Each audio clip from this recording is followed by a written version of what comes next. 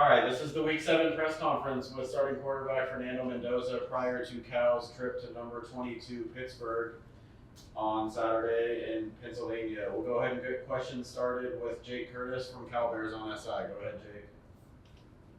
Hey, Fernando, as honestly as you can, tell me on that third down run late in the game when you got hit, did the opposing Miami player hit you with the helmet in your head or your shoulder?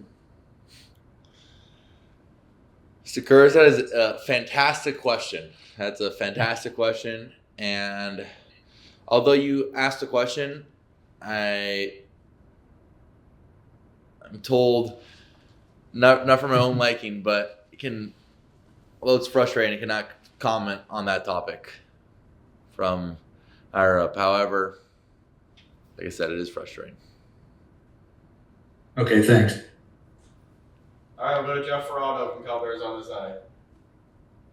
Hey, Fernando, a slightly different twist on that incident. When you saw your parents after the game, did your mother remind you to slide? Yes, my parents reminded me to slide. In a situation like that, natural instincts take over, especially if we get that first down. It helps our chances a lot. So, but there was another run that I had on a naked pass that I shook off at the end, and I was running, and I started running laterally, and I should have just ran straight and slid. And so that sliding has been a big topic of conversation, especially with my parents. And I remember Coach AT told me to talk to them after. I was like, yeah, we're going to get him to slide. So my parents were happy about that. Shout out to Coach AT. That's my guy. But that sliding's definitely – it's not even better this year, but it's also important. But luckily – what's up? I'm sorry.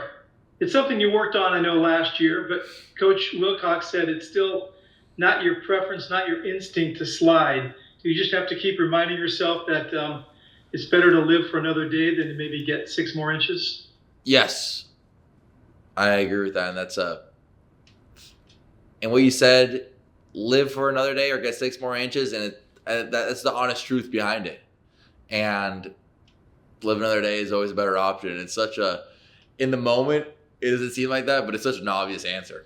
So that's something I've definitely been working on and work on sliding.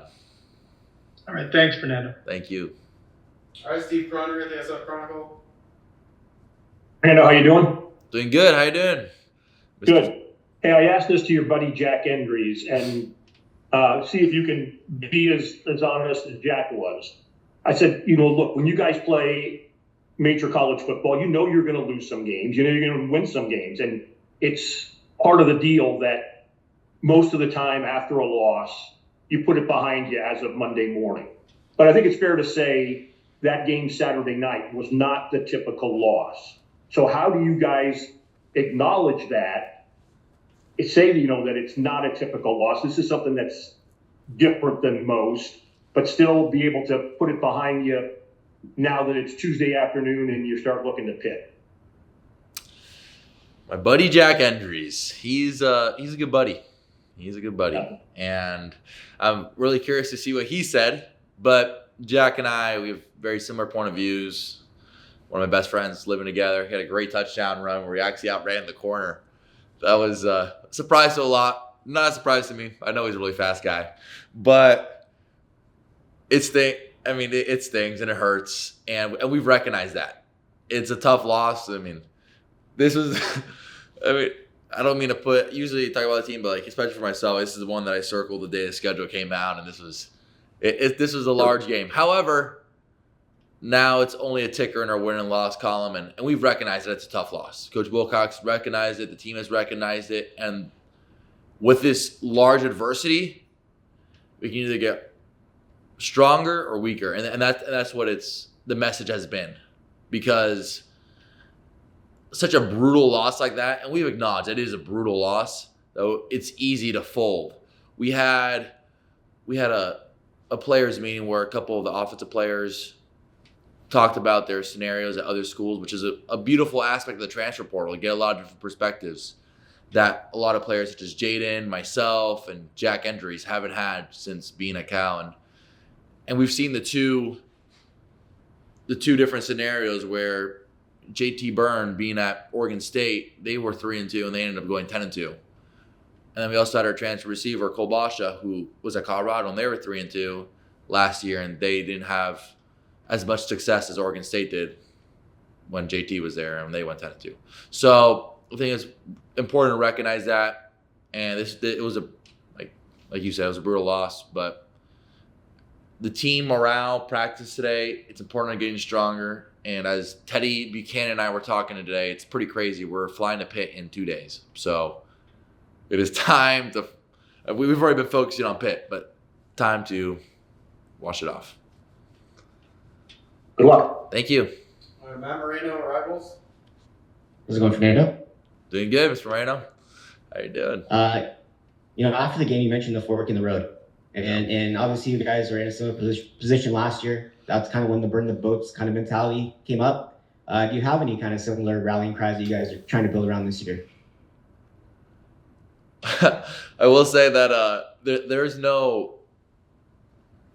Actually, let me think about that.